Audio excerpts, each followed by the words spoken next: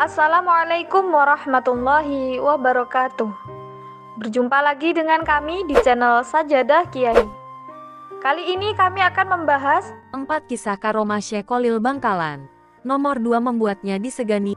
Muhammad Khalil bin Abdul Latif atau lebih dikenal Syekhona Khalil atau Syekh Khalil Bangkalan merupakan ulama harismatik dari Pulau Madura, Jawa Timur. Syekh Khalil lahir di Bangkalan pada tahun 1820 dan meninggal dunia di usia 104 tahun pada 1925. Syekh Khalil al-Bangkalani berasal dari keluarga ulama. Ayahnya merupakan Kiai Haji Abdul Latif yang mempunyai pertalian darah dengan Sunan Gunung Jati. Sementara ibunya yakni Syarifah Khadijah, putri Sayyid Asror Karomah bin Kiai Abdullah bin Ali Akbar bin Sayyid Sulaiman Kanigoro Mojo Agung. Sayyid Sulaiman adalah anak dari Sayyid Zain Sunan Gunung Jati. Sebagaimana cerita Wali Songo, banyak kisah semasa hidup Syekh Khalil Bangkalan yang di luar nalar manusia. Cerita-cerita kelebihan atau karomah dari Syekh Khalil ini telah dikisahkan lewat lisan ke lisan, terutama di lingkungan masyarakat Madura. Berikut ini 5 kisah karomah Syekh Khalil Bangkalan.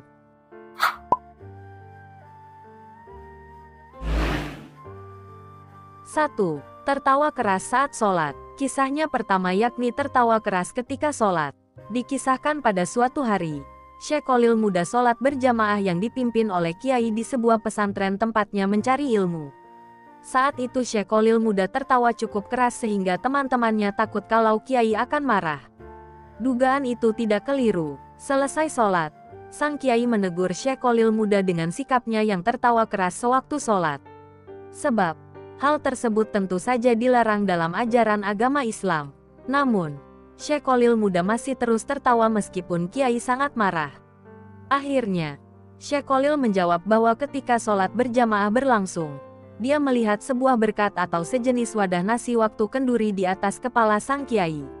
Mendengar jawaban itu, sang Kiai sadar dan merasa malu atas sholat yang ia pimpin karena sang Kiai ingat bahwa selama sholat berlangsung dia merasa tergesa-gesa untuk menghadiri kenduri sehingga mengakibatkan sholatnya tidak khusyuk.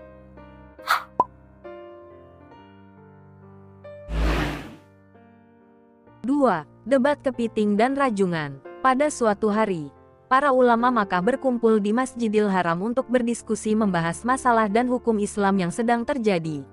Semua persoalan didiskusikan tanpa hambatan dan selalu mendapat solusi serta kesepakatan semua ulama. Namun pada masalah mengenai halal atau haramnya kepiting dan rajungan, terjadi banyak pendapat dan tidak menemukan solusi. Pada waktu itu Syekh Khalil berada di antara peserta diskusi. Melihat jalan buntu, ia lalu minta izin menawarkan solusi untuk masalah tersebut. Akhirnya, Syekh Khalil dipersilakan naik ke mimbar oleh pimpinan diskusi. Setelah tiba di atas mimbar, Syekh Khalil berkata, "Saudara sekalian, ketidaksepakatan kita dalam menentukan hukum kepiting dan rajungan ini menurut saya disebabkan saudara sekalian belum melihat secara pasti wujud kepiting dan rajungan." Semua ulama yang hadir dalam diskusi tersebut menyetujui keterangan Syekh Khalil. Dia lalu berkata lagi, "Saudara sekalian, adapun wujud kepiting seperti ini," katanya sambil memegang kepiting yang masih basah. "Sedangkan yang rajungan seperti ini," sambungnya lagi sambil memegang rajungan yang masih basah. Melihat itu, peserta yang hadir merasa terpana. Suasana menjadi gaduh karena keanehan tersebut.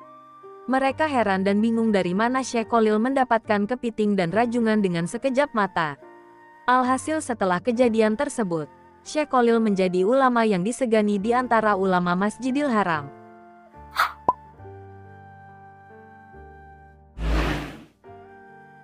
3. Ke Makkah naik kerocok. Pada suatu sore di pinggir pantai daerah Bangkalan, Syekh Khalil ditemani oleh Kiai Syamsul Arifin, salah seorang murid dan sahabatnya. Mereka membicarakan urusan pesantren dan persoalan umat. Tanpa terasa, waktu sudah berlangsung lama dan matahari hampir terbenam.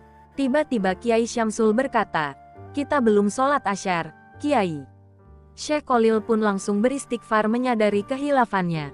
Kiai Syamsul berkata lagi, "Waktu asyar hampir habis. Kita tidak mungkin sholat secara sempurna." Akhirnya Syekh Khalil meminta Kiai Syamsul mengambil kerocok, sejenis daun aren yang bisa mengapung di atas air, untuk dipakai ke Makkah. Setelah mendapatkan kerocok, Syekh Khalil menatap ke Makkah dan tiba-tiba kerocok yang ditumpanginya melesat dengan cepat ke arah Makkah. Sesampainya di Makkah, azan sholat Asyar baru saja dikumandangkan dan mereka mendapatkan saf pertama sholat Asyar berjamaah di Masjidil Haram.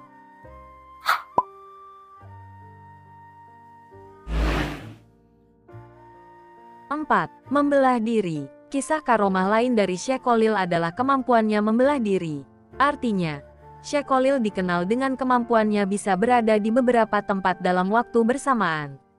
Suatu waktu pernah ada peristiwa aneh saat dia mengajar di pesantren. Ketika sedang mengajar, Syekh Khalil melakukan sesuatu yang tidak terpantau mata dan tiba-tiba baju dan sarung beliau basah kuyup. Kejadian ini pun sontak membuat para santri heran.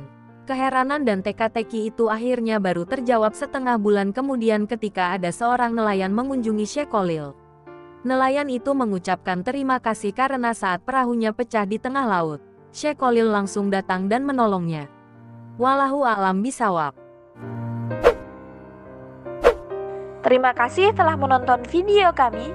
Jangan lupa like, comment, share, dan subscribe channel Sajadah Kiai, serta bunyikan loncengnya agar tidak ketinggalan video-video terbaru kami. Dengan mensubscribe berarti Anda mendukung channel kami, serta membuat kami lebih semangat dan konsisten dalam membuat video-video terbaru.